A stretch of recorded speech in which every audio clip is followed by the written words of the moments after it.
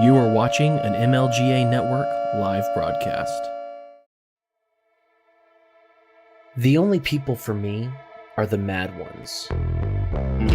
The ones who are mad to live, mad to talk, mad to be saved. Desirous of everything at the same time. The ones who never yawn or say a commonplace thing, but burn, burn, burn, like fabulous yellow Roman candles, exploding like spiders across the stars. Welcome to the first ever episode of The Mad Ones. Unfortunately tonight, Jessica, aka Soup Can Green, was unable to make it. She's out there being a helper and helping a friend of hers who recently had, I believe, their second baby. And once you start adding babies, things just get... But unfortunately, she couldn't be here today. She will be here next week. But today, in her place, to take up the co-host spot for tonight, I have the only man that you should ever buy a microphone from, Mr. Dent in the world. How you doing, Dent? Man, I'm doing great. How are you? I'm doing all right.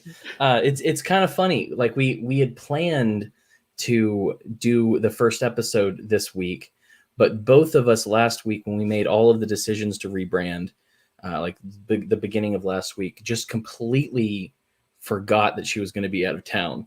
And so she's very disappointed that she can't be here.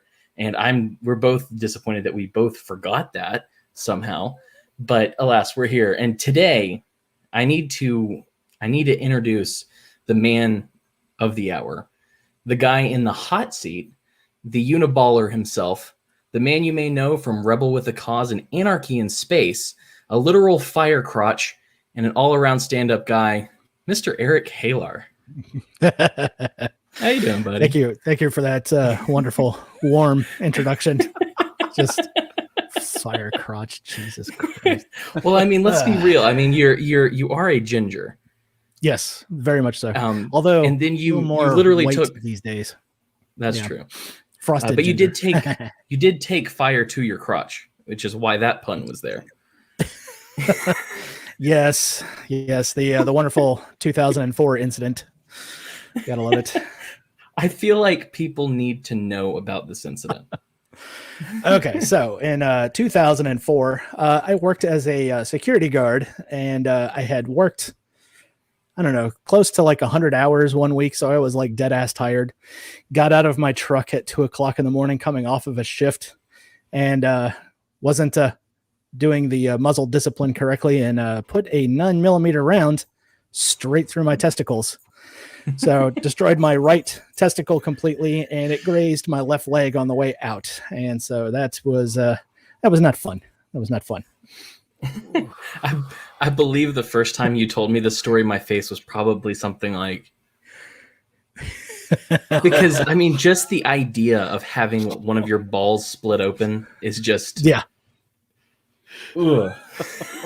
So yeah, those silver tipped hollow points, they do work. I can verify it. Well, let me ask you though, in that moment when you'd shot yourself in the testicle, did you feel as afraid as Alexandria Ocasio-Cortez felt that day when she was hiding in the Capitol, allegedly? All right. So here's the thing. When you make a bonehead maneuver and accidentally shoot yourself in a very uncomfortable place, I didn't realize I had shot myself at first. I was more concerned that I had just fired a round in the middle of the night. I was looking around to see if I had accidentally woken somebody up. So I'm like looking at everybody's windows, seeing if lights are going on. And then I checked the inside of my truck door because I was then concerned I had just put a bullet through it. I was like, okay, all right, none of that. I guess I got away with this one, and I'll just go inside because I have an awful powerful need to take a shit all of a sudden. So, ooh. But it wasn't that. It was lower abdominal pain that was now starting to creep up to the old brainstem to say, hey, by the way, idiot, you just shot your nuts. I don't know why I laugh, but it's what. So I was talking to Britt from the Freckles and Britt show. Yes. The week before last, and we talked. She's in California. We were talking about guns. This was after the show, and she was talking about how she's kind of scared to hold guns sometimes because her brain just wants her to put the finger on the trigger, rather than having trigger discipline. And I was like, I know what you can do to make you never have to worry about that. Yeah, just accidental discharge. Yeah, right. Because I have this stupid 9mm. It's a Ruger LC9. Yeah, the LCP, and it has LC9. Yeah, it has the dumbest safety features. There's like 1,900 safety features in this gun. And one day I was sitting with my friends, and we all had our guns out. We just cleaned them, and I had, in order to pull the trigger, you have to have the magazine in for some reason. And so I had emptied the magazine. I'd cleaned everything up. I put everything back in the magazine. There was nothing in my gun, and I had it at, I carry, mag +1. I've got one in the chamber, and so I had nothing in the chamber. The mag was right next to it. Apparently, unbeknownst to me, a friend of mine sitting next to me had grabbed the gun when I went up to take a piss, had put the magazine in, racked one into the chamber, took out the magazine and put it down. And so I drank a little bit. I picked up the gun and I was like, I want to pull the trigger to just clear that so that I just, creature of habit. And so I pull the trigger, and we're in this little tiny, like, 1-bedroom apartment, and I'm sitting in front of one of those TV trays. And I'm like, suddenly I'm sitting there and I'm holding the gun, and the next moment the TV tray is literally in pieces. There's a hole in the wall, and we were on the very bottom floor of apartments that went directly towards like a brick wall. So no one got hurt. No one actually even heard it, apparently. But that was the last time I put my finger on a trigger without doing that last minute check. Yes. Yeah. One of the 4 rules: you treat every weapon as if it is loaded, and you violated it. Yep. That's my pocket carry right there. It's a 32 ACP. Oh, that's cute. Oh, wait, you want to see cute? Hold on, I'll show you. Here's my wife's pearl-handled 38 special. We're about to get cute up in here. So that's my little 5-shot 22. I carry this if I'm like maybe going to a friend's house, and the only thing that could possibly happen is, I get a flat tire and somebody tries to mess with me on the side of the road, or I have to go to a wedding and I don't want like a bulky, anything in my pocket. I prefer pocket carry, because if I've had a couple of parking lot incidents actually that it was very nice to have one of these with me. And so when I walk across parking lots, like from restaurants and things like that, I'm probably pointing a gun at you as I pass you. So that's just kind of my thing is I prefer pocket carry, and that 32 is really nice for that. But that 22 is, again, it's handy for probably not going to need it. I'll just put it in my pocket. I don't know, like even at work, and I even work at home, I carry it around, my house. I mean, just what happens if somebody shows up and goes nuts? Then you really don't know this thing is in your pocket. It just disappears. So. It's fun. It's actually a lot of fun. Yeah. It's like me. I carry a Glock 17 everywhere I go. So every Glock I ever put in my pocket was just a little too bulky for me. So like I said, you can kind of tell that's a nice pocket carry right there. So. So to circle it back around, the gun that did it back in 2004 was a Ruger P95. So just gotta love that piece of garbage. You should post that on their website, share that as feedback. Hey, I blew my ball off with your gun. It worked. It was an $18,000 surgery I got for free. Thank you. Yeah, that's right. Oh boy. Well, let me ask you. And I've asked you this before, so I'm literally just asking because it's interesting to me. Yes. How's the replacement? Yeah, I think it was 3.5 hour surgery afterwards, and they kind of put whatever was left of the testicle and sewed it back up to the scrotum, and along with the little plastic nudicle to throw in there as well. which was $4,000. I looked at the itemized bill. It was that was ridiculous. Does it glow in the dark? No. Should have sprang for the battery powered one. You know, Vibrating Bocce balls. Tesla. hey, watch this, honey. Click. It's like, what is that? Like, well, there was this whole thing in 2004.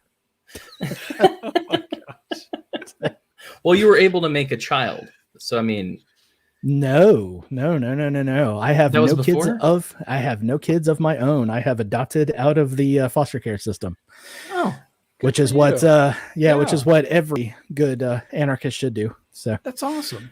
yeah, David Derryberry from the Morning Drive with David, I think, adopted yeah, 3. he's gone a little bit overboard with the whole adoption thing. So tell me, what is a nudicle? Well, that is the fake plastic testicle that they put in there. So Is that like a technical term? that's like its actual name is nudicle. Yeah. And Wow. and when it happened, I was like, don't you just give those to dogs?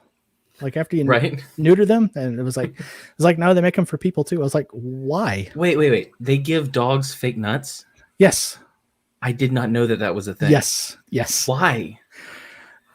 Something to do with like sometimes the dog will know that its balls have been snipped, which, you know, it's like, How do you hey, miss it? I'm looking back here and I'm missing some pieces. Right. Jeez. Now I'm going to tear up your furniture for no apparent reason. Yeah. I wonder if the Nudicle was named by like the first guy that that kind of like the Hurricanes. They get to name him. The guy was just like Nudicle. Yes. No, we're neutering a dog. We'll just we'll call it a nudicle. I'm gonna make everybody say this forever. Yes.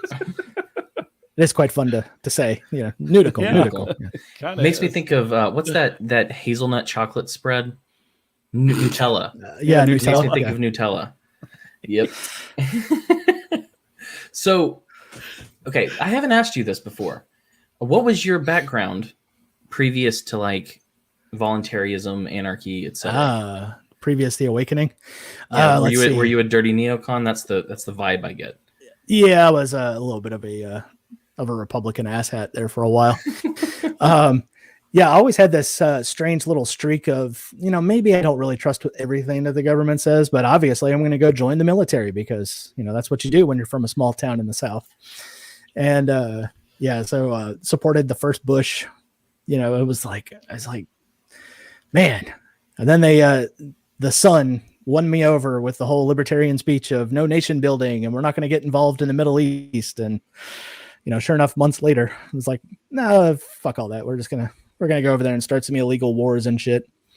Yeah. Then I had a brief little dalliance with the Constitution Party, which is nothing but a Republican circle jerk. I was like, no, the Constitution says this. No, it says that. Yeah. It's ridiculous. I'm always trying to start beef with Constitution Party. I just think it's hilarious. So. Well, the Constitution says a lot of things. Unfortunately, it doesn't stop anything. Yeah. The Lysander Spooner intensifies. Yeah. But yeah, then after that, became a little good little big L libertarian there for a little bit. And I was like, you know what? You're overhearing conversations that are taking place in the back room about who they're going to get to do next. And they're definitely lubing you up for Bill Weld by having him show up to the gala in 2018 with a full tux and brown loafers. So yeah, I was like, no, not this guy. Not again. Can't do it. So what was the crystallizing moment? Who was it that made you decide to go towards the Libertarian Party?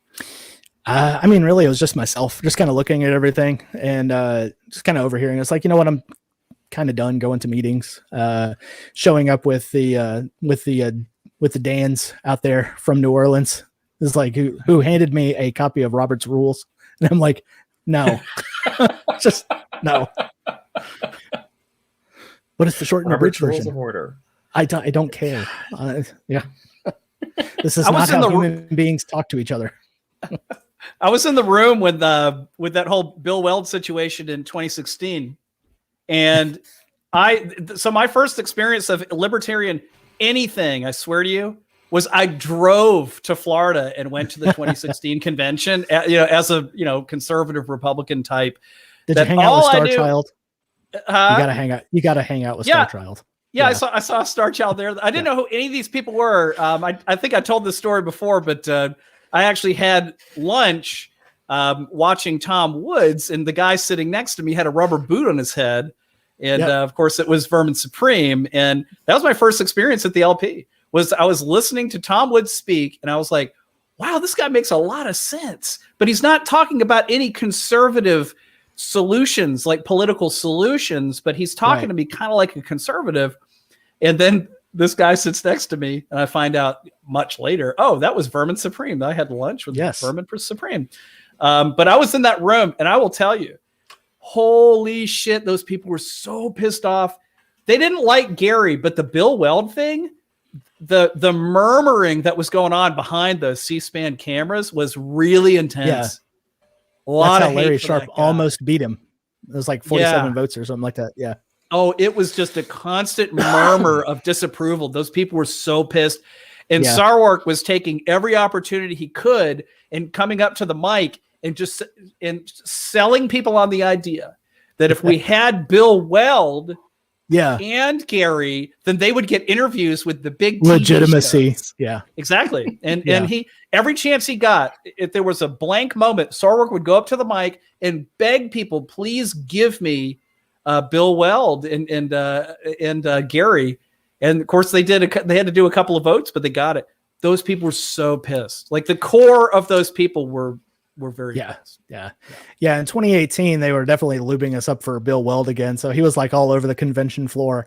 And then the famous GIF, if you guys look it up, where Bill Weld is dancing at the gala with his little brown loafers on. I'm like 10 feet away from him when that happened. I was like, what the fuck is this guy doing? Brown loafers and tails, a tux with tails. Yeah. And then he decided that he was going to primary Trump. Right. And oh my God. That worked out real well for him. Nobody even knew, what was going on at all. Although I think the worst of those guys was the former governor. I'm here in South Carolina, Mark Sanford. I don't know if you guys are aware of this, but Mark Sanford decided he was also going to primary Trump. And Sanford, I believe he was in Pennsylvania. So he did an event and he was standing there with like $1 trillion check, right? Because he's Mr. I'm going to control the spending. And one person showed up, and the guy was a Democrat that Sanford had taught his daughter when she was in college. And he just wanted to shake his hand and say hi because he was in the area. That shit was fantastic. I was just driving by. I thought I would stop and shake his hand. That's literally who showed up, was that one guy, and he just wanted to shake his hand. And his $1 trillion check. That's fun. A libertarian candidate can at least get 10 people in the same room together. Okay, so do you remember? I don't know if anyone else remembers this, but I think it was the 2016 Libertarian National Convention, I guess the Mises people had their own little setup at the thing, and Eric July performed. Yeah, that was 2018. I was there. Yeah. Okay. Yeah, and I just saw a video of Eric July performing and like 7 or 8 people headbanging as autistically as possible, and I laughed for about 45 minutes. Yeah, I was right before Tom Woods came up to get his speech. Somebody was calling me back because they were going to do some kind of vote on the floor, and I was a delegate, so I had to leave there, and I missed all of that stuff. I was so mad. But I did get to see Tom Woods later that day. I was walking right past him. I said, "Hey, Tom Woods," and just kept going. So he said, "Hey, fire crotch." No, he was busy talking with his entourage, which included one Nick Sarwark, which I thought was kind of funny at the time. Yeah, that is that's a little off. All right, so I've got a fun Nick Sarwark story. So after the 2018 convention, one of your buddies there in South Carolina come up with a vape, and he was like, "Oh man, I would love to get a vape with the chair." And I was standing right there because I was like, well done. My guy didn't win, but well done, type of thing. So we both hit this vape, and then the guy says, "By the way, that was so much weed." I had spaced out, and then like the moment I came to, I was like talking with Drew Leda from Oregon. I was like, how am I here talking to you right now? I don't remember what happened. The South Carolina guy, was he like a early to mid 30s guy? I think he was from the he had like area. a whole bunch of he had a whole bunch of light up little jump ropes or something that he was twirling around in the dark and creating his own rave. I remember I met the delegate guy from South Carolina at the 2016 convention, just asking questions and things. So yeah, he was one of your fellow countrymen over there. Yeah, got me fucked up on his vape. So much weed. Yeah, he's like, dude, that was so much weed. It's like, oh, great. I'm already drunk. This is not going to be fun. My only experience with Sarwark was, again, as a pretty much a conservative that knew that I just needed to get away from conservatism. I am pro-life, and I had gotten in touch with Sarwark through the Facebook page, and he was actually private messaging me. And my whole thing was that I thought that they should at least remove the abortion platform from their list. And doing away from the plank. Yeah, from the plank. And he pretty much was like, I don't know, I don't think it's going to go anywhere. And then when I was there in 2016, they had a very small majority that wanted to change or delete the plank, but they needed a super majority, so it stayed on there. So I was like, there you go. So they just left it alone. Yeah, it came up again in 2018. And I remember what's the hell is that? Daryl Perry came out. It was like, they're doing the abortion plank. And we all came running back in there. It was kind of fun. Man, that guy, he was a hoot in the 2016 debates. That was a lot of fun. Yeah, showing up with white socks and sport shoes and a suit that was way oversized for him. Yeah. That was fun. And of course, all anybody remembers is Gary with the driver's license. Yeah, the whole room was just like boo, and the amount of people that would boo at like, shouldn't we be able to sell heroin to 6-year-old kids? Boo,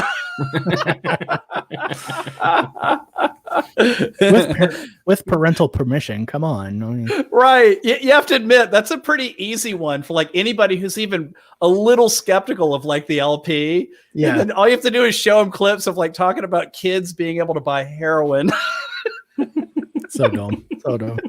It's like the easiest straw man to burn down. It's like, do you really think I want to give a heroin needle to a child? Come on. I know.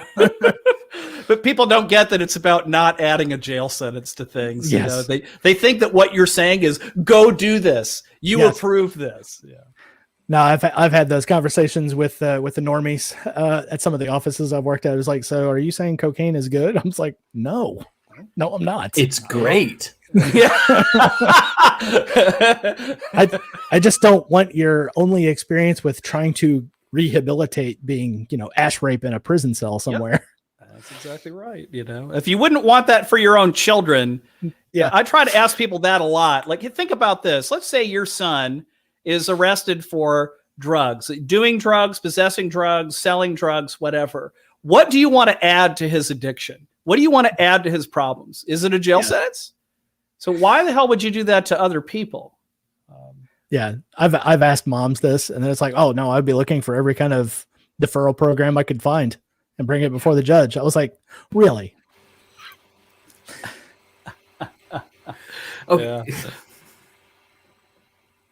So I think one of my favorite things about the LP is like, I feel like every time I've watched it, it's not been, I didn't watch any in 2020 because oh god, so I could care less. I didn't. Yeah. But like previous to that, it was just like all those debates felt genuinely just like, hey, how many catchphrases can I get out of my trap before the microphone shuts off? Yeah. And everyone's pretending like the old and overused cliches that they're saying over and over again are just the most incredible things they've ever said and anyone's ever heard. I've really shut down the argument because I repeated what was on a bumper sticker. It's like, no, that's not how that works. Can I just say also that just standing near John McAfee, or is it McAfee? I always forget. Of McAfee, which has been on your show before. Just standing near him at the LP, I'm just going to go ahead and say, I don't think you'd want to be like stuck in an elevator with that guy. It's just, it's super bad vibes. It's buried bodies vibes, and you just can't escape it. It's super weird. I'm just going to say, like, his aura is like not good. It's manic. That's all it is. It's just mania. It's bad. Yeah. Probably got a contact high. Didn't even realize. Yeah, probably. Can you get a contact high from cocaine? I suppose. Dude, McAfee, man, just it's like pat him on the back, a whole bunch of white dust comes off. I'm just saying. He was great in the debates, though. I enjoyed watching him in the debates. It was weird being like near him, like in the hall and stuff. Yeah. And that's what's interesting is, like, I've talked to a couple of people in the past, and I'd said, I talked to John McAfee on the show before, and they, like, several people have all said the same thing, like, well, I kind of feel like I wouldn't want to do that because he gives me bad vibes. Or they'd be like, well, how'd they put it? That talking to him, he just kind of goes and does his own thing and just kind of rants, and it's no fun. And I was like, here's what you do. You start off by calling that woman who made the what's it called? The documentary about him, a horrible bitch. Yes. And then he'll laugh, and then from there you get to dictate the rest of the show. That's a good approach. Yeah, I think I shocked somebody who was like, well, he's doing the rounds, so you could have him on yours. And I was just like, yeah, I don't talk to politicians. Sorry.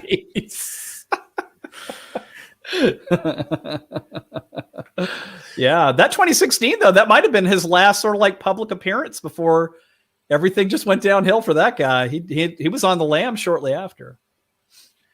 Yeah, he was in the middle of the ocetion and stuff when we were. Yeah, he was doing doing island hopping down in the Caribbean there for a bit. Mm-hmm. Yeah. Then he shows up to Cuba and like wants to praise Che Guevara. I was like, what? No. Like even if you're the boomer con, he still wouldn't praise Che. I mean, what are you guys doing? Well, speaking of horrible bitches, I do kind of want to talk about this AOC thing that happened this week. Yeah, yes. Did you actually watch the video where she detailed what happened?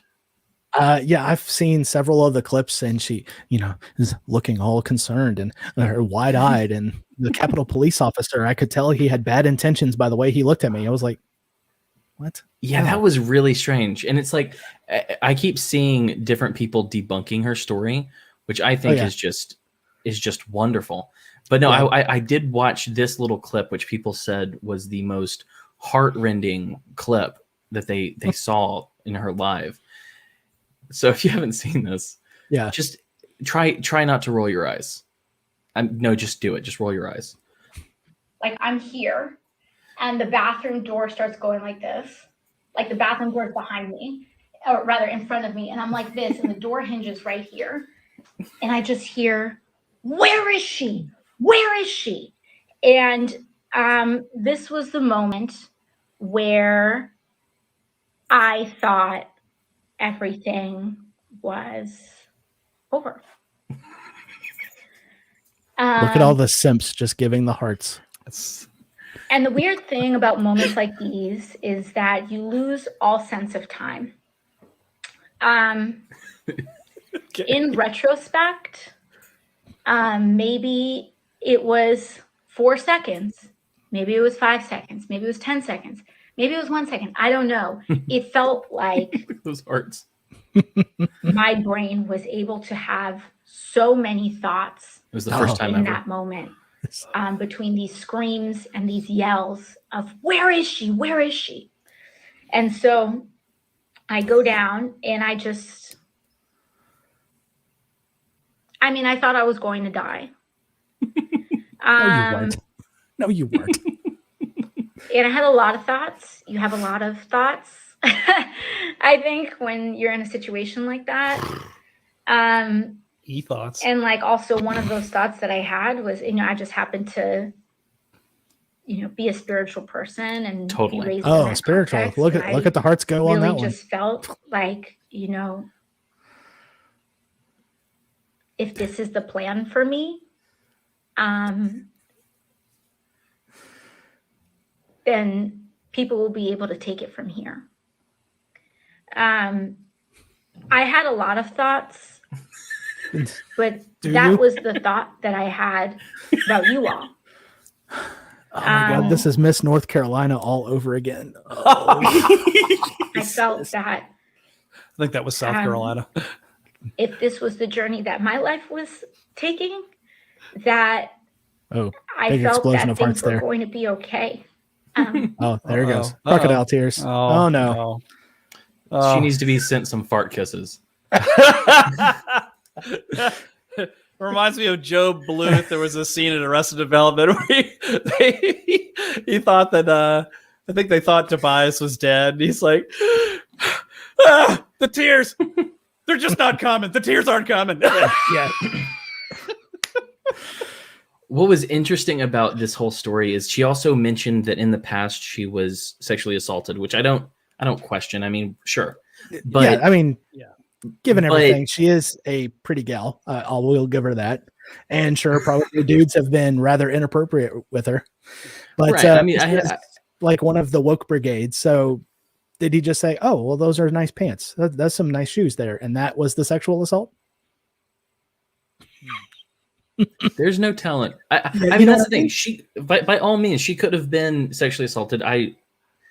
That's awful if she was. But the thing about it was she used that to say that Josh Hawley and Ted Cruz were using the same abusive tactics that rapists use and groomers use to shame her into not talking about what she needs to talk about. Right. And it's like, this is the most emotionally manipulative bullshit I've ever heard in my life. Yeah, my favorite thing was somebody had posted the street map of the Capitol complex, and it's like, your office is here. People entered the Capitol Rotunda, which is over here next door. They weren't in your building. Yep. You are in the Cannon building with all the other offices. They were in the Capitol Rotunda. You were nowhere nearby. But you did put out another other Congress people or Congress women. Didn't a bunch of others say that, they were with her and witnessed the same thing? Didn't they try saying that like a few days ago before everybody knew? Yeah. So there's that photo you were talking about. Yeah. Rep AOC's office right there. Yeah. You're down the street. Yeah, the U.S. Capitol, right up there. And then her office is way down here. Yeah. And she did not like that Jack Posobiec, is that how you say his name? Yeah, Posobiec, yeah. Put up this and said that it, they tried to get into multiple places. They also put pipe bombs in this area and that area. Right. And it's like, well, no, they put pipe bombs at the DNC and the RNC. Right, which you are also not nearby. Right. Yeah. And then apparently a lady named Representative Nancy Mace works in the office down the hall from her. Yeah. And so she said, AOC made clear she didn't know who was at the door. Breathless attempts by media to fan fictitious news flames are dangerous. My office is 2 doors down. Insurrectionists never stormed our hallway. Egregious doesn't even begin to cover it. Is there nothing that mainstream media won't politicize? Watch me stutter. Yeah. But no, so this woman's like, no, I was 2 doors down. No one ever came in. Yeah. Oh, fantastic. I think... Yeah, there was probably somebody yelling, "Where is she? Where is she?" It was the cop. Looking there was for her to make sure she was okay.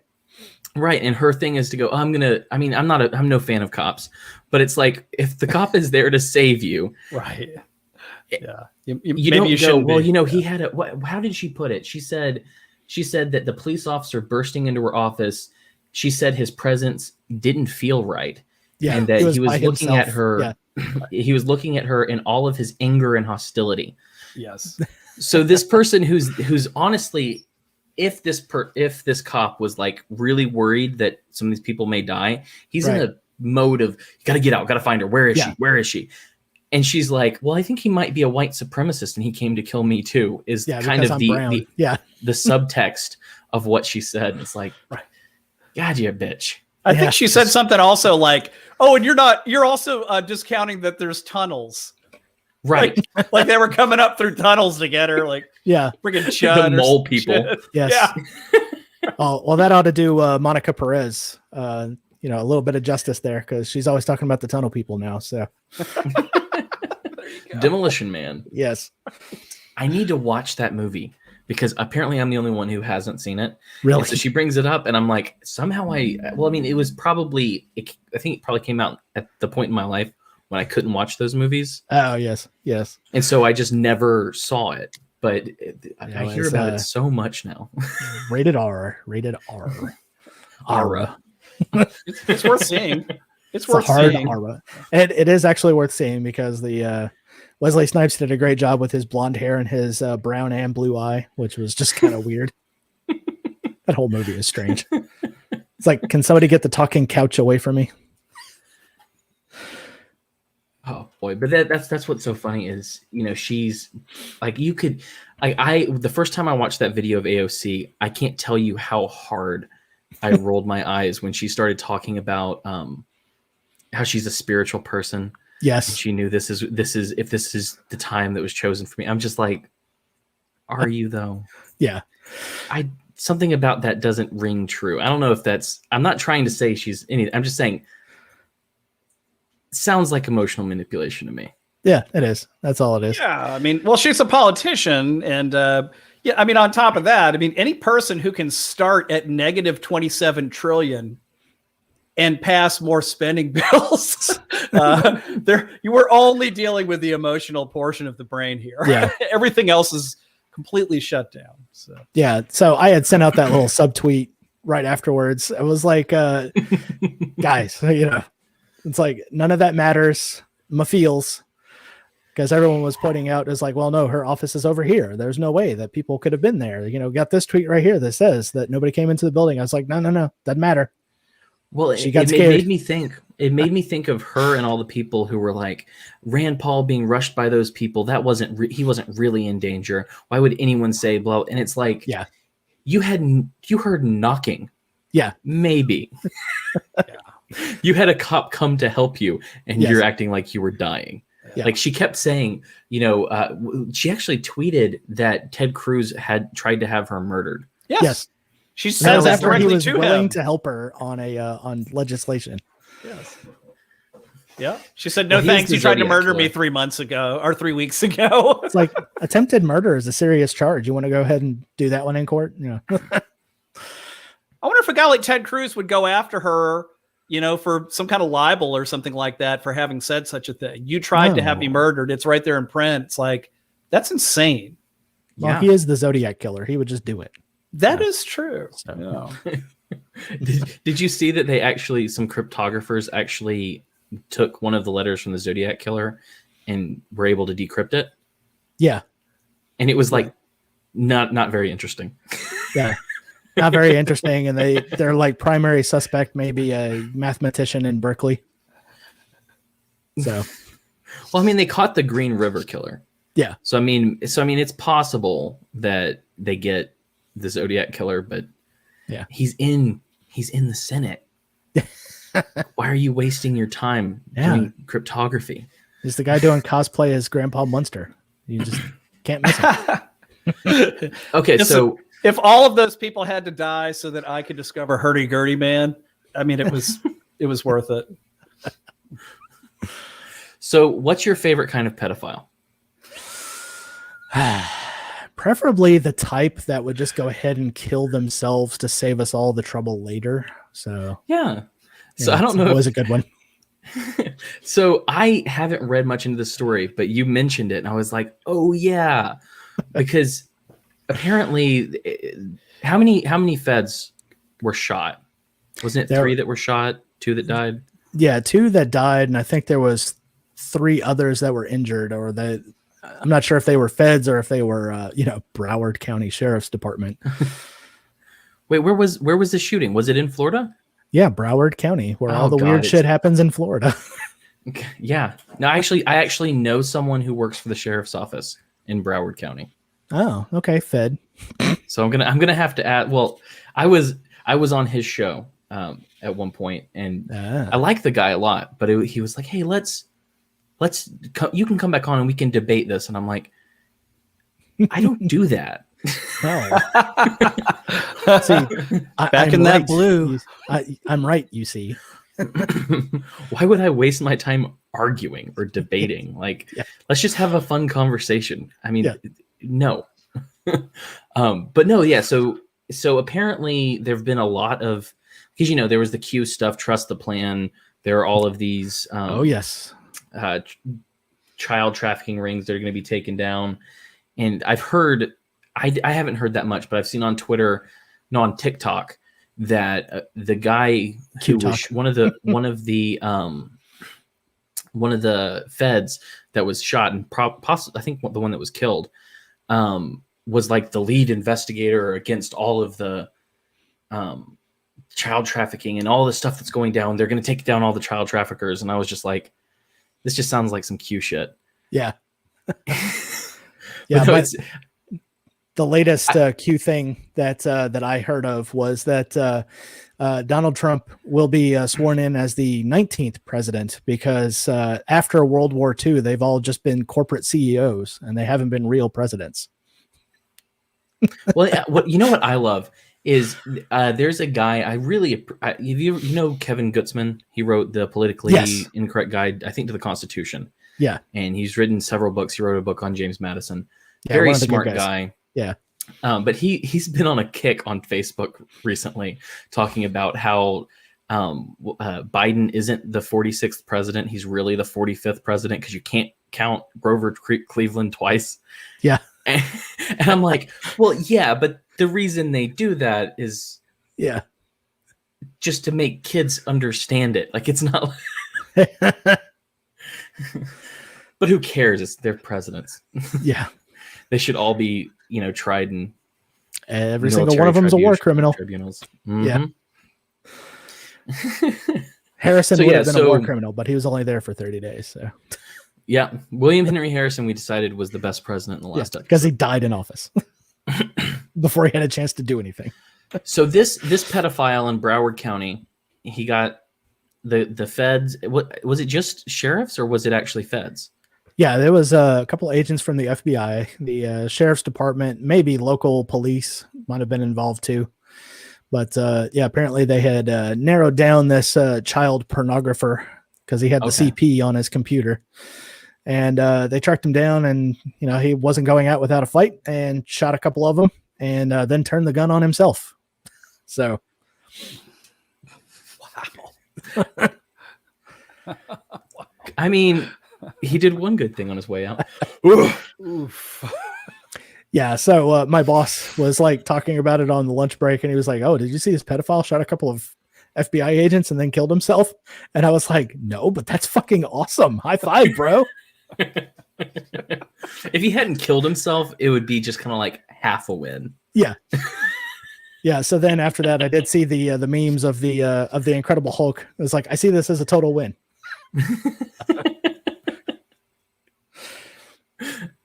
So tell me about, what was it that you called them earlier? The dungeons?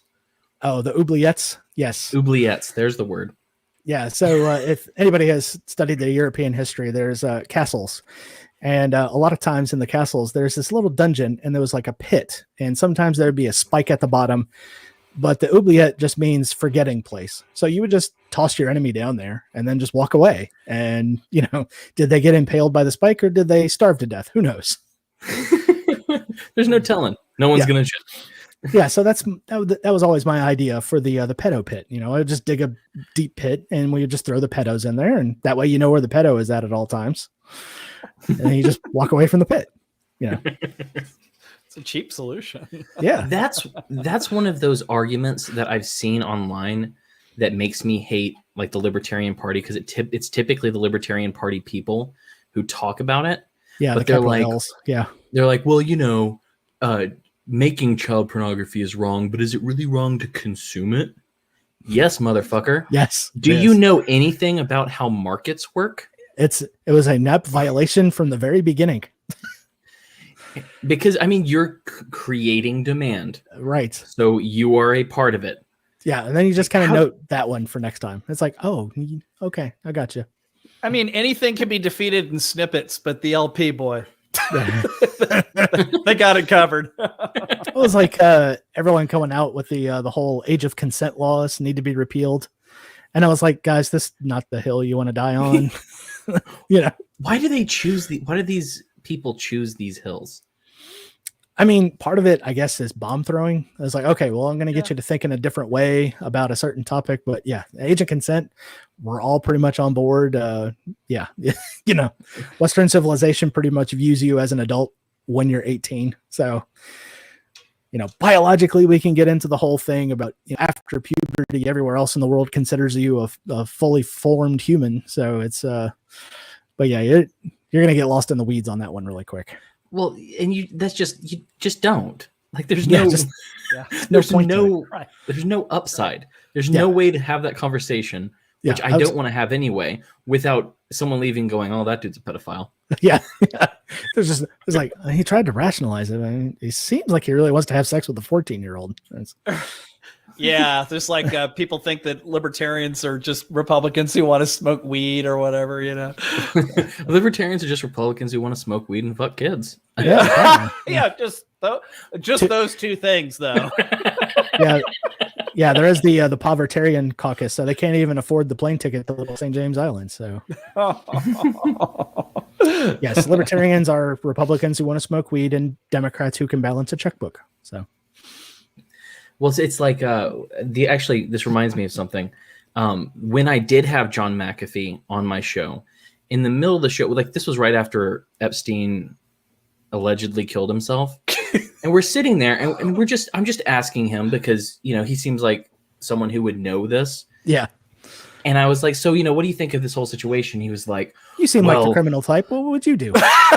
he goes, well, one thing that we need to get out in the open is that Jeffrey Epstein was a gay man. He didn't have sex with any. Well, he said, Yeah. I don't like using, you know, but he didn't have sex with any little girls. It was little boys he was into. And I was just like, is this verifiable? Yeah. This is interesting. Does anyone know, was Jeffrey Epstein gay? I've seen nothing outside of McAfee saying that. Yeah. I even in like the old court transcripts, you can't find anything alluding to that. And everyone who ever came forward was a bunch of girls, and they always said that they were sent out to get more girls. Yeah, he had his own little pyramid scheme going on there. So You have to wonder, though, did John McAfee know him? And did he know that and no one else is talking about it? I can't see McAfee getting into that circle, you know, because Epstein's circle was actually pretty specific, you know. Bill Gates. Well, he was a CIA Yeah. agent. Yeah. Yeah. I mean, for real, Jeffrey Epstein for sure worked with the feds. Yeah, definitely in the I have Mossad. no question. No doubt. Yeah. I literally no doubt about that. No, that's interesting. I've pondered that since then. Has anyone else ever claimed that Epstein was gay? No. Yeah, other than McAfee, I haven't heard Right. anything. It was never- always like 14-year-old girls. So Yeah. We do know he likes to try to have sex with whales. We know that much. I think he tried to teach a course on that once, basically on Twitter. Have you made the masterclass meme for John McAfee teaches you how to hump a whale? I'm writing that down. Wow. Yes. Okay. I have to do that. I mean, I'm seriously he had writing a note on pretty it right sound now. logic behind it. I mean, you could try. It's not like the whale is even going to notice you did anything. That's it. I'm making it. Well, and I'm gonna tag him in it when I create it. So Hold on. I'm now getting a thought of Okay, work on Star it. Trek 4 and Okay. Spock jumping in to the pool to talk with Gracie, the humpback whale, and you could use that picture with McAfee's face on Spock to try and commune with the whale. all right, I'll look at that too. Awesome. That is awesome. That That movie actually predicted the future. We do have transparent aluminum now. So, Really? yes. I did not know that. Yeah. And whale fucking. Yes. And whale fucking. That whale's pregnant. Those two things happened. Good Lord. So here's an argument I got on, because I argue about only the most important things. Yes. On Twitter, I got in a brief argument, and it was also on TikTok, about You went full TikTok? Southern. Oh yeah, I enjoy scrolling TikTok. I'm hip. I'm young. But I was scrolling, and there was this guy who was like, "Yeah, I'm from the South. I moved up north," and he's like, "Hey, he was talking to his girlfriend. Hey, would you like a pop while I'm in the store?" And I'm like, "Kill yourself." Yes. Delete your account. Here's a belt, and there's a closet. You know what to do. I understand people's frustration with like kids in the South who call everything Coke. Yes. I get it. That's It's a little Coke, weird. and then you specify. Louisiana, we're known for having Coke and then also cold drink. So Cold drink. cold Yeah. drink. But yeah, I mean, like I grew up, and for a brief time when I was a child, everyone called it Coke, and I did the same thing. Yeah. And then I grew up, and everyone else around me, we all just moved on to soda. Yeah. And so, like, I think that's the preferred term. I mean, by all means, it's like saying just the word pecan. for It's just wrong.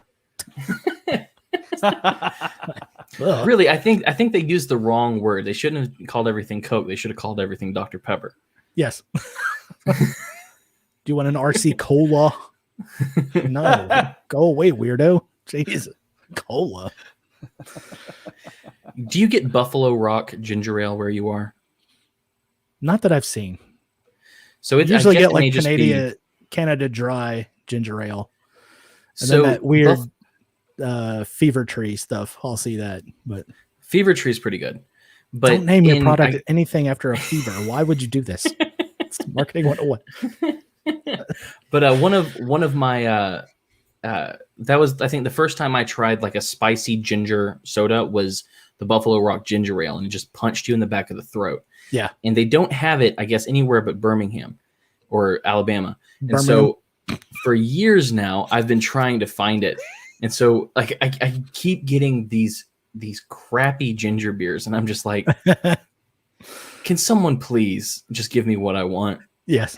Have you ever heard of the Blenheim ginger Blenheim? ale? Yeah, BLENHEIM. But they're in South Carolina, and they use a lot of black pepper. And boy, it's got kick. Yeah, I mean it hits, like you said, it hits you where you're like, Yeah. as soon as you drink it. Ginger by itself, I mean, is that can get pretty spicy. Yeah, but black pepper in a drink is really shocking, and they put plenty of it in there. So you should look up Blenheim ale, Blenheim ginger ale. You'd like it if that's the effect you're going for. And I want to say they sell online. I don't drink soda or whatever, but I've had those in the past, and again, very shocking. Like, wow, Yeah. very strong. That's the thing that's always been kind of my deal, is like I did smoke for a short time, and I always wanted the cigarettes that punched you in the back of the throat. Right. Like that's what I want for some reason.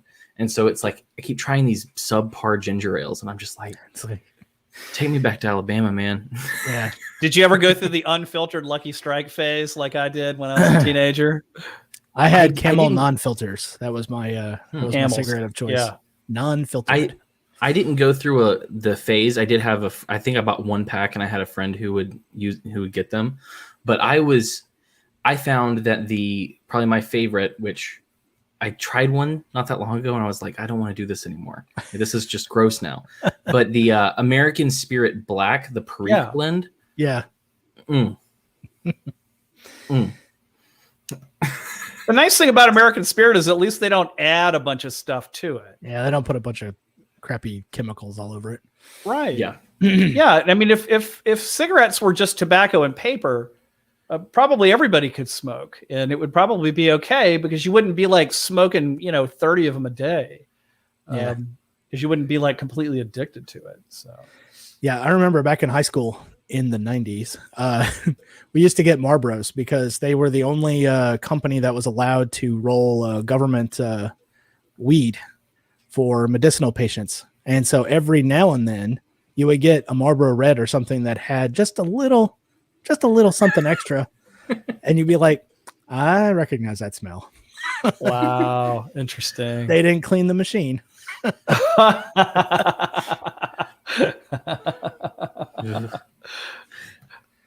Smoking is gross, though. I'm very glad that I quit that years ago. Yeah, it's so funny. I haven't smoked cigarettes since 2008, 2009, and every now and then I'll get like this weird craving where it's like, I could just go buy a pack of Marlboro Reds, Yeah. Burn your lungs out. Yeah. I quit the week of 9/11. That was not a good week to quit. Well, I had this weird cold, and I had like this little, like on the right side of my throat. Every time I would take a drag, it was just like biting. And I was like, this is so stupid. 9/11 was on a Tuesday, right? And I quit that Friday. Yeah. Oh, good. Well, all I know is that when I have a cold or a sore throat, I don't know if this is a normal thing, but I always try to find like a Coke or a 7-Up, something that's like very highly carbonated to just burn the devil out of my throat. Yeah, because I swear to God, it helps. Is that something other people do? I wonder if the syrup. I wonder if the syrup is helping it too, though. You know what I mean? Like basically, you're drinking syrup for coating it. I don't know, but that's what I always want when I have sore throat. That was like Mom's special recipe for when you were having an upset stomach. It's like, here, let's drink this warm and flat 7-Up. Thanks, Mom. Yeah, right. It's like, what are you doing? Here, have some Jell-O. Oh, great. So now my throw up will be red and lemon flavored. This won't traumatize a 6-year-old. Not at all. Okay, so the first time I worked in software was it was a boring company that made boring things. But there was one guy that worked there named Mike, and everyone was like, okay, so Mike's a nice guy, but he's an idiot. And he's not going to last here that long. And I was like, I haven't, seen him be an idiot yet. So, I mean, okay, I'll just take your word for it. How bad could it be? And so one day he comes up to me and he's like, I'm smoking a cigarette. And he goes, he said, so I you know how I quit smoking? And I was like, no, I don't, Mike. Yeah. Please tell me. And he goes, well, one day I wanted a cigarette, but I didn't have my lighter. He said, so I got my cigarette and I went over to the oven, the stove, and the red eyes. And he said, I went to go and light it off of the eye of the stove. He said, and I made the mistake of not doing the closest part of the eye, but the last part of the eye. So when I slipped and my face hit the thing, I decided that was the time I should quit smoking. And I go, oh, you are an idiot. Yeah. You burned your face. Gotcha. Yeah. and then he the day he was fired, he walked out and I was sitting there eating my lunch, and he was like, oh, well, I got fired. And I was like, sorry to hear that, Mike. He was like, you should be really careful with ibuprofen. And I was like, what? And he goes, well, one time, I don't know if you know this, if you take too much ibuprofen, it can rupture your stomach and, you can throw up blood and it can really hurt you. And I was like, okay, thanks, Mike. He was like, you want to know how I know that? And I was like, I absolutely do, Mike. Please tell me. Yes, please tell me.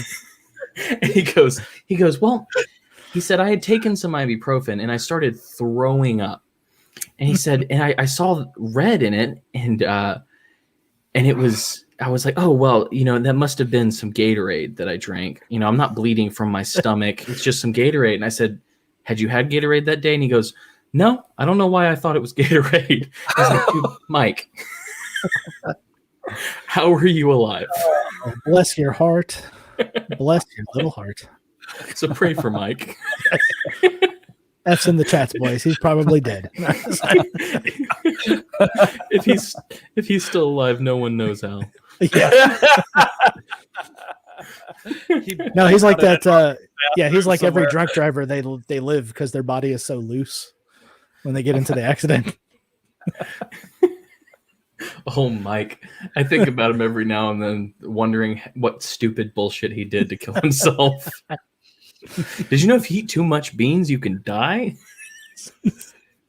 It's like, so one day I drank 4 gallons of water and then I suddenly blacked out. I was like, okay, Mike.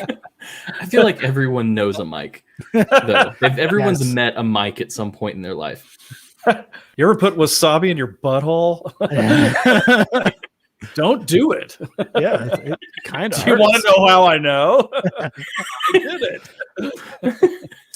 My personal favorite. We had a mic in Army basic training, and we were learning how to set a claymore mine. Now, on the front of a claymore mine, it says "front toward enemy."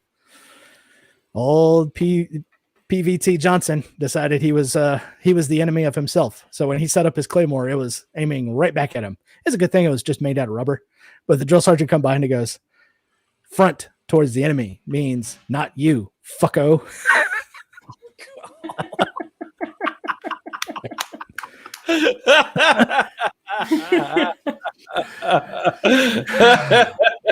Fucko. That's one of my favorite lines from Goodfellas. Yeah. So is there anyone that you know that was kind of like Mike that you're worried died in the stupidest way possible?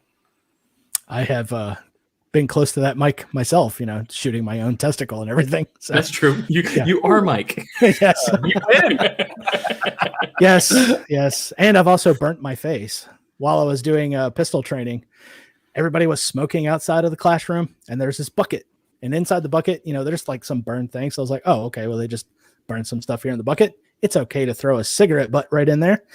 Yeah, except they put gunpowder in it that hasn't been used. And so I hit the bucket in just the right way after watching 3 other guys dump their butts in there. Nothing happening. So I stand over the bucket, take one last drag, whoosh, right in the face. 2nd and 3rd degree burns all over my cheeks and everything. It's fucking great. Man. I always happen to be the guy that it happens to. Yeah. Wow. You should tell AOC about these things. So there I was. Burning my face off. Yes. Dangling testicle. Yeah. God. I can't imagine shooting my own testicle. Like Yeah. I just Not a fun time. Don't do it. Yeah, don't do it. Just don't Mike. do it. I gave myself a vasectomy. You want to know how? Yes. So are there is there anything else that happened in your life that was also that level of stupid? Nothing that was intentional. That's always been like stuff was like, oh, that was a close one. All right. So 30 miles off of the shore of Venezuela, there's a little island called Bonaire. And it's a little desert island type of thing. A lot of people like to go down there because it's got really good coral reefs to go dive on. And I'm not a diver. So I decided I was going to take all 400 pounds of myself back when I weighed that much down into a cave. And it's 105 degrees in the cave. It's wet. I slipped several times and could have fell to my death. But I'm still here. I made it. How did you get down from 400? Okay, so I've told this one quite a bit. It's very easy, but nobody wants to do it. No sugar, no grains, no potatoes. That's me. And so I follow Vinnie Torridge. No sugar, no grain. Yep. And in Donaldsonville, Louisiana is right over there. So yeah, and I'm over 3 days into a 4-day fast right now as well. I follow Dr. Nice. Jason Fung. Last time I ate was Sunday. And so in fact, I was going to go at least until Friday, but my son wanted to have steaks tomorrow. And I was like, yeah, I'll break a fast for that. Yeah, no, steak is fine. Yeah, you got to ease back into it. Nope, I remember doing. I don't.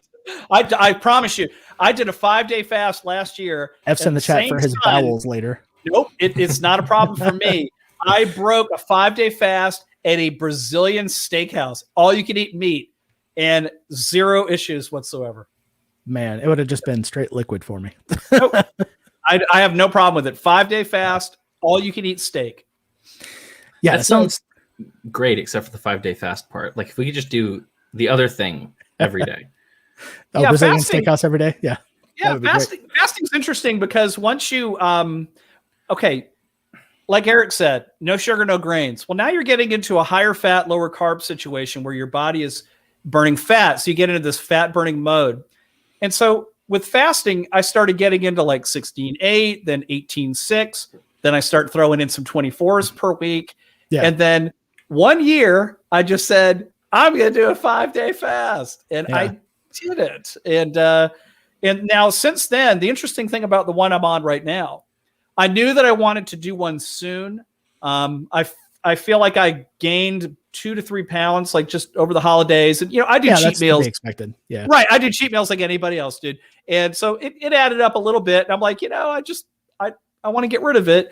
And I figured it was going to happen soon. I had to do it without planning it because there's this thing in my head. I can't say, well, I just got done eating dinner on Sunday. I'm not going to eat until Friday. I can't do that. I will be eating lunch on Monday. If I say I'm going to fast until Friday, my brain will just go, nope, not going to happen.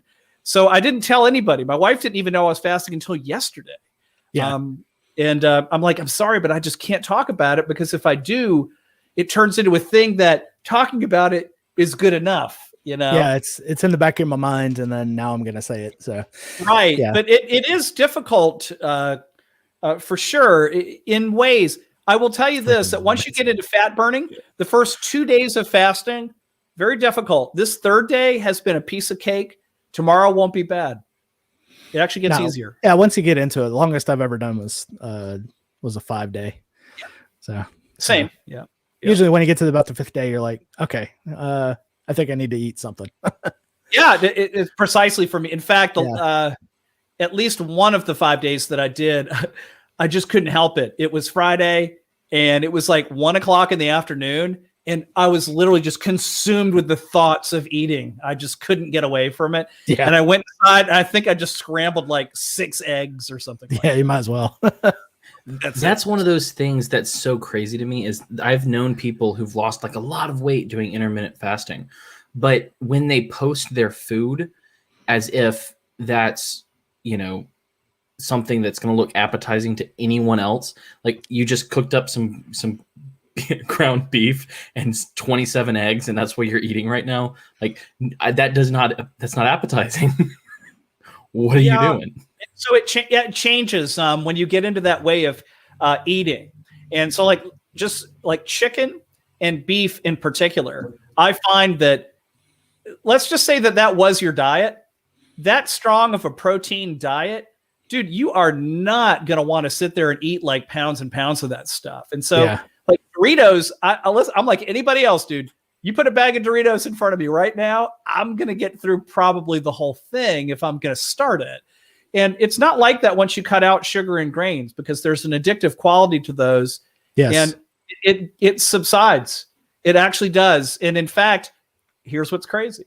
I've been doing this for 4 years. And the first year that I did it, I really lost all the weight in about 8 months. Our anniversary, and I started on January 1st. Our anniversary is in September. And I told my wife, like, you know what? I'm going to just go have a huge cheat meal. We went out to an Italian restaurant. Dude, I did so many things that I had not done that year all at once. I swear to you, I about went to a coma. My wife thought that I was going to pass out on the driving home that night. Yeah. I ate pasta. I ate bread. I ate more bread. I put sugar in my coffee. And then I started eating desserts. Yes. And I absolutely was like falling asleep at the table. I could not believe how bad I felt. And after 9 months of not having sleep apnea, because the inflammation went away and it stopped. Right. My sleep apnea came back that one night. Yeah. It's pretty crazy. Like on my birthday, I'll have like a big hunk of cheesecake after steak dinner. And that will be enough to send me on the toilet for 2 days afterwards. It's like my body is like, what the fuck are you doing? Stop it. That's interesting that you say that because it's true. Like the quality of a carb laden shit is horrible. It's like it's the worst thing to come out of your body. And you only know that if you're eating a lot of like meat and dairy and eggs. And all of a sudden you just have this day where you're like, fuck it, I'm doing cheat meals. The shit you take the next day is disgusting. Horrible. Yes. Disgusting. And then I start remembering, like, wait a minute, that's how I shit for the first 45 years of my life. Yeah. Yeah.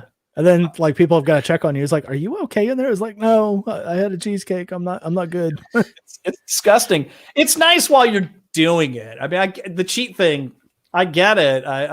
It is pleasant to experience it. I tell you, the one thing that somehow I get away with is ice cream.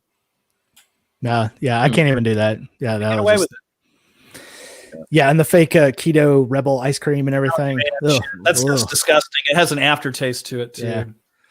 It's no bueno. And we have now put Cam to sleep with.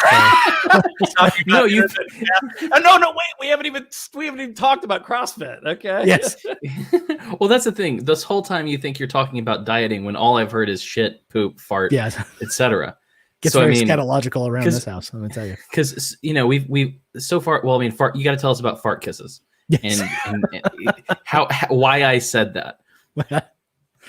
Okay, so fart kisses is one of the greatest inventions I have ever come up with. My daughter enjoys scatological poop humor, so it's actually kind of funny. I decided one day I was just going to give her a little zerbert on the side of her cheeks and call it a fart kiss, and she just dies laughing every time it happens, especially in public in front of other people.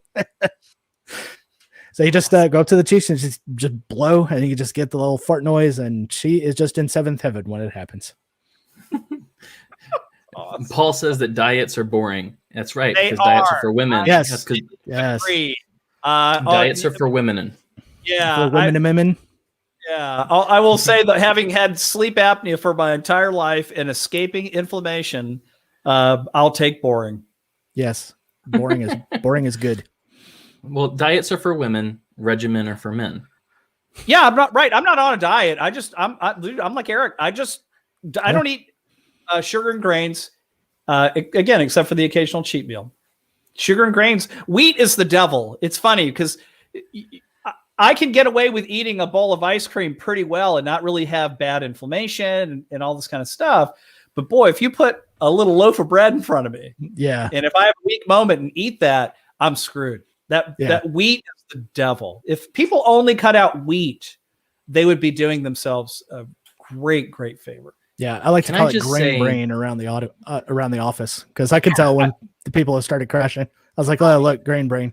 Yeah, that's the other thing, right? That you can't really describe it to people, but it's like when you eat again, like meat, dairy, eggs, your energy levels are like this all the time, whether you're fed or not. Yeah. And my whole life has been like falling asleep at my desk, after eating lunch. Why? Because I was eating Chinese food, rice, and all that shit. Yeah. In the Army, we called it dum dum chow. So Yeah. I just have to say, wheat and grains are a gift from the Lord. Distilled, they're fun. They're delicious. They're delicious. They're just the devil. They're delicious. It's the process. I know you don't drink anymore, Dent. I don't. I've never had a drink my entire adult life, in fact. Well, did you have a preference in liquor before you gave it up? Well, when you quit drinking when you're 16, you can imagine that you weren't choosy at all. And Well, it was anything that you could find. Pretty much. My only preference for liquor is in the front. Thank you very much. I guess I actually kind of liked vodka, to tell you the truth. Even it just mixes so well with everything. It just does, It's right. Yeah. Club soda, a little twist of lime. Yeah, sign me up. Vodka was pretty easy, I have to say. Yeah. So Eric, what's your favorite whiskey? Favorite whiskey. You can just choose like a general, like you can say, bourbon, scotch, whatever. You don't have to go too specific if you don't want to. Not brand specific. You don't actually, have to. You can if you want. Yeah, more of a Scotch guy myself. Yeah, the single malt if I can afford it. Yeah, it's fantastic. But just a base Macallan 12 year, just fantastic. Do you like the peated Scotch? Lafroig is another favorite of mine too. Yeah. So have you tried Ardbeg? I have not. Is it also kind of peaty and smoky? It is the smokiest thing I've ever put in my mouth. Nice. Lafroig if you get an Ardbeg 10. Lafroig is pretty up there. I mean, it's like, did I just swallow a campfire that was put out with mud? So, speaking of campfires, the best soap that you can buy as a grown-ass man is a bar of Grandpa's pine tar soap. Yes. Period. Yes. Like, have you tried it, Dent? No, I was laughing because I watched a video earlier today, Key and Peele called Grown Ass Man. That was hilarious. Yeah. You need to, if you can find a bar of Grandpa's pine tar soap, they typically have them at like Whole Foods, Yeah. I think. But it smells like a campfire. It is. It is. I like that smell. We do the fire pit sometimes once a week, and I like in the fall and winter that I always smell, my hair always smells a little bit like a campfire. Yeah. I I smoked ribs this weekend, so I think I still Ooh. smell like mesquite smoke. So, Oh, dude. Oh, I have to tell you, the only reason I brought up whiskey is because we talked about tobacco and firearms, and I had to get the whole yes, ATF. gotta get Yeah. the alcohol in there. Yeah. ATFU. Yeah. In Minecraft. In Minecraft. Your show's back. It went on a hiatus for a minute. Yeah, I went on a little hiatus. I was had this delusion of writing the next great sci-fi novel, and Okay. I've got it for the most part done. It's still got a lot of work to do, so I'm just going to come back next week. Will be a episode with the gal from Shotguns and Stilettos, Carrie, and she is rather brash and ball busty, so that'll be kind of fun. Awesome. And you also do so that's Rebel with the Cause. Yes. And you also do, I always want to say Rebel Without a Cause. Like I can't, like I have to stop and think about Yes. Thank you, James Dean. it. James Franco. Yeah. So, but you also do a show, speaking of sci-fi, you do a little show within Peace Freaks with Nick Picone. Yes, Nikki called- P and I do Anarchy in Space. Right now, we're covering the entire series of The Expanse. So we just started getting into season 4. I think I've posted episodes going into about midway through season 3. So yeah, you can pick those up. We talk about it. Yeah, I've watched, I think, a season and a half of that. Yeah. I just haven't had time to devote my whole brain to watching it because I feel like I have to pay a lot of attention. Yeah, that first season is really rough with the exposition. So, like the last 3 episodes of the first season is kind of where it all comes together. Seasons 2 and 3, they kind of go by at a pretty quick pace. Here's a question: the main character, the captain, the guy who kind of becomes captain. Yeah, Holden. Does he not remind you of Dave Smith? He does a little bit. Because that's all I think about when I watch that show. It's like, why is Dave Anarchy in Smith? Space. Yeah. Why is Dave Smith captaining this boat? Why is his character so similar to Captain Ahab with the proto molecule monster? I don't know. Did you buy any game stonks? No, unfortunately, I missed the GME blow up on that one. I did get some AMC and some Nokia, but I put stop loss orders in. So before it started dipping down too far the last couple of days, it sold. So that went right back into Bitcoin. So there you go. Hey, all I know is I do like that a whole think- bunch of autists on Reddit spurred a hedge fund and sent them billions under. all I know is that the call to buy up a bunch of silver, I think, is a secret plot from I always forget his name, the Schiff boy. Oh, Peter Schiff. Yeah. Peter Schiff, because I always want to say Adam Schiff. No, different Schiff. No, that's all- Shifty Schiff. Yeah. But yeah, I think it's a secret plot by Peter Schiff to make Yes. money and to prove that crypto is bad. Yeah, Adam Schiff was the bad guy on season 3 of 24. Is that no? Looks like that guy though. But yeah. No. Peter you mean the guy who played the president? Yeah. Oh yeah. Okay, I see that. Yeah. That. Oh wow. Yeah, Yeah, I see guy that. was a He slime always ball. he always reminded me for some reason of Nixon. Yes, very Nixon-esque. I don't know why, but I have the feeling that if I went back today and watched 24, I loved it when I was young. Yeah. I have a feeling if I went back and watched it now, I'd just be like unhappy the whole time. Yeah, the CTU ring and the office phones was my ringtone there for a while. So Oh, mine too. It's actually a pre-programmed ring on like office phones. yeah, And so every company I went to that had those phones, I would change it to that. what was it? Lucent Technologies. I guess L3 is one of those. Yeah. So when will your first episode back? Gonna be back on Tuesdays because that's Tuesday? the best day to do podcasts. Well, I think Wednesday's better, but I was doing it on Wednesday there for a while, so I was like, you know what, I'm going to change it up. I tried 5 days a week once. That was stupid. I'll never do that again. So 5 days a week. Oh Tuesdays are the day that they always chose to release CDs and DVDs and things like that because people are actually paying attention. So I could see where Tuesday would actually be the best day. Yeah, my numbers went up after doing it on Tuesdays. I played around with it for a little bit. So Wednesdays, I just felt like I was getting drowned out with, Timeline Earth and everybody else. So I was like, okay, I'll just do it on Tuesdays. I don't know what that is, but yeah. Yes, Paul, we all did a 24 phase. Yeah, everyone has had a 24 phase, I think. That's at least a certain age. I will just put this out there. The chick that played Chloe is available. She is not married anymore. So Mary Lynn Rice Cub. I saw she's okay. I can't believe how often I mention TikTok now. I saw her. She has a TikTok now. Yes. And so she had a TikTok where she was talking about how, I don't know if she acted it out or what, but she was like, so people come up to her and they'll say, how do I know you? And she's like, oh, well, I'm from TV. And they're like, no, not that. Could it be? And they'll start naming things. And she's like, no. It's from television. Yeah, it's actually pretty funny. She was on this serious TV show with Kiefer Sutherland, and she got her start doing improv. She's a comedian. So. Well, she was Gail the Snail in It's Always Sunny in Philadelphia. Yes. Yeah. Which is just incredible. Yeah. Salt the Snail. She was on Tim and Eric once too, wasn't she? Yeah, I think everyone's kind of went through Tim and Eric at one point. Yeah.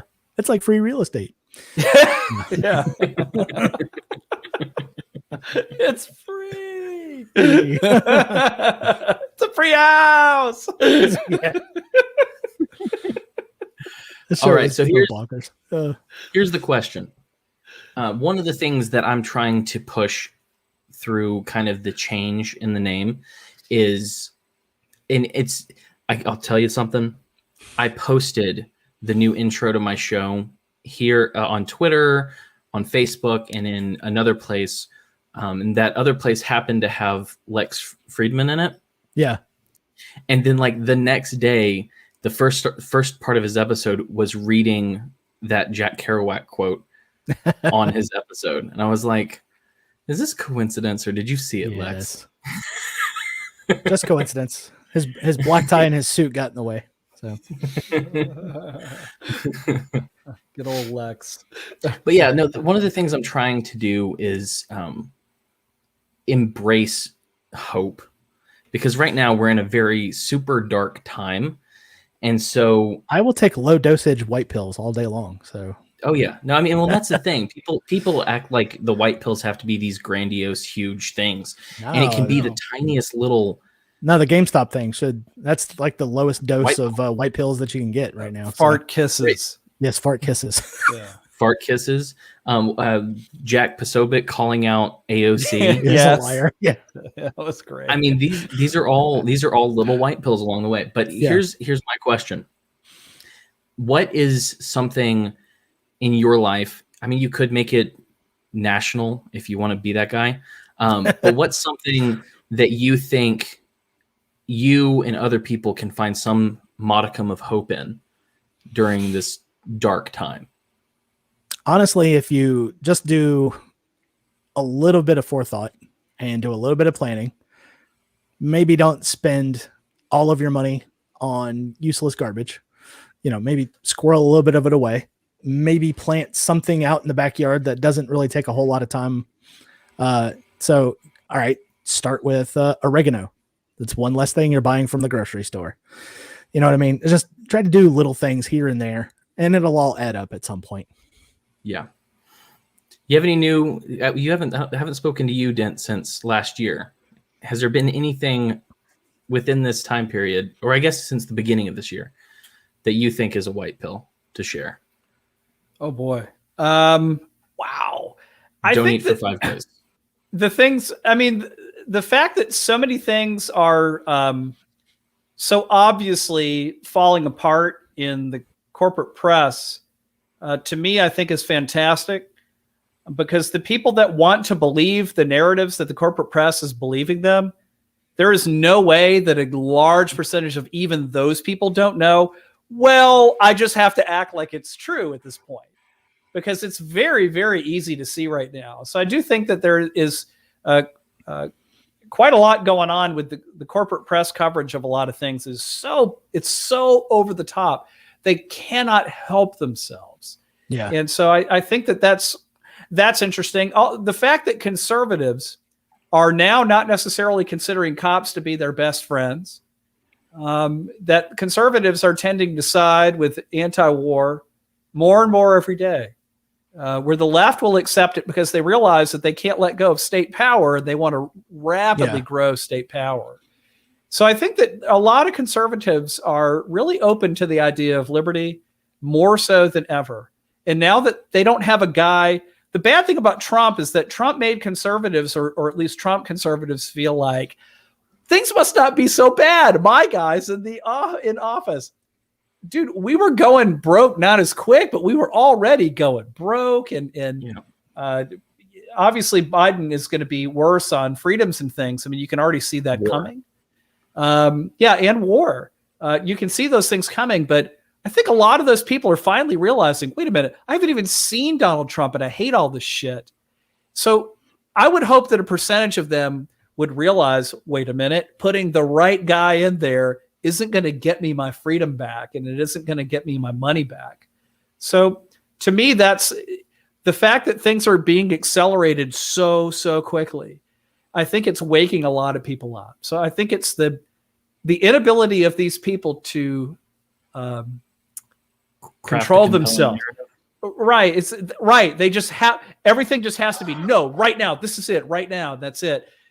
They can't help themselves. And I think that they're purposely, white or red pilling, a lot of people in the process. So my whole thing is I'm currently looking for land. I'm sure we've talked about that before, but I really am seriously looking for a fair amount of land right now. Just anything in the area of like maybe 40 plus acres, somewhere around there.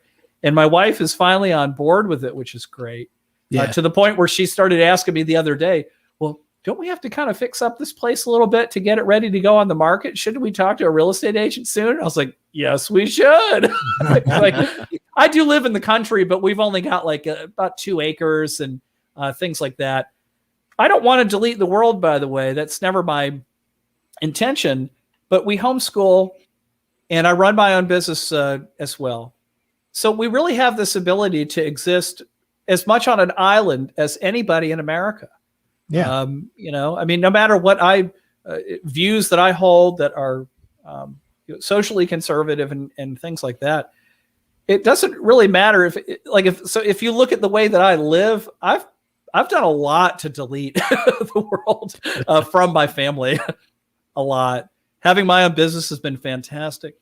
But homeschooling the kids is the most important thing, most important decision that we made. We made that decision in the 90s. So, yeah, it's one thing I do like to quote Malcolm X on is never let your enemies teach your children. So, oh my gosh, I mean, it's right, exactly. Yeah, I like what he said about white liberals too. I think it's fantastic. He just completely called them out for what they were, and it's like, oh yeah, and you watch these old interviews of these white liberals interviewing him, and they're just incensed. Yes, that he is right to their face saying, No. We don't want your help. We don't need your help. We know what your help means. Yeah. It means a whole bunch of us die and our women become sterile all of a sudden. Yeah. Yeah. Right. Exactly. Yeah. Well, there's a lot, I think, like you said, little microdosing white pills. There's a lot out there. And I think that that's what the journey is about. I think one of the best things you can do is embrace the absurdity. I think that frees you up to laugh at the most horrible things, or at least find the good in them. and that's how you find the white pills. Yeah. Dark And humor so I isn't think- for everybody, but you need it. It's the thing that'll Oh, ground yeah. you to life. So Oh yeah. Yeah, I'm a big fan of dark humor. It's like my dad died last year, I think. He's dead. And at least I'm pretty sure. I did leave him in the chair. but no, call him he died afterwards. last year, and like immediately I was making these jokes, and I was like, should I be around my siblings because they're not going to be able to deal with me? Yes. But yeah, no, that's the thing. There's so much going on that's like absolutely positive, but you have to look for it. Like one of the things that I think has helped me is like, I think when you walk out in the world, Florida's a little bit better than other places, but when you walk out in the world and everyone's wearing a mask, there's this like weird dystopian fictional, like it's like a dystopian novel. And so like I would see too much of that and I would get depressed. Yeah.